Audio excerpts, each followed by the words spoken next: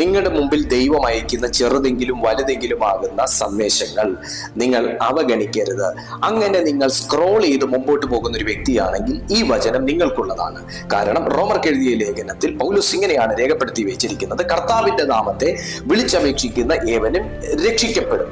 റോമർക്ക് എഴുതിയ ലേഖനം 10:13 രക്ഷിക്കപ്പെടും. നമുക്ക് എല്ലാവർക്കും അറിയാവുന്ന വചനമാണ്. എന്നാൽ ആരാണ് രക്ഷിക്കപ്പെടുന്നത്?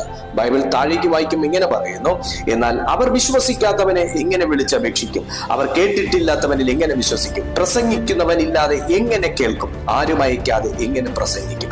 ഓരോ പ്രസംഗങ്ങളിലൂടെ നിങ്ങൾ കേൾക്കുന്ന വചനവും നിങ്ങളുടെ രക്ഷയ്ക്ക് വേണ്ടിയിട്ടാണ്, നിങ്ങളുടെ വിശ്വാസം വർദ്ധിക്കാൻ വേണ്ടിയിട്ടാണ്. എന്നാൽ ആ സന്ദേശങ്ങളെ അവഗണിക്കുകയോ ആ സന്ദേശങ്ങളെ വകവെക്കാതെയോ ആ സന്ദേശങ്ങളെ നിങ്ങൾ മൈൻഡ് ചെയ്യാതെ ഇരുന്നാൽ രക്ഷ നിങ്ങളാണ് തടസ്സപ്പെടുത്തുന്നത്. നമ്മുടെ വിടുതലിന് തടസ്സം നമ്മളാണെങ്കിൽ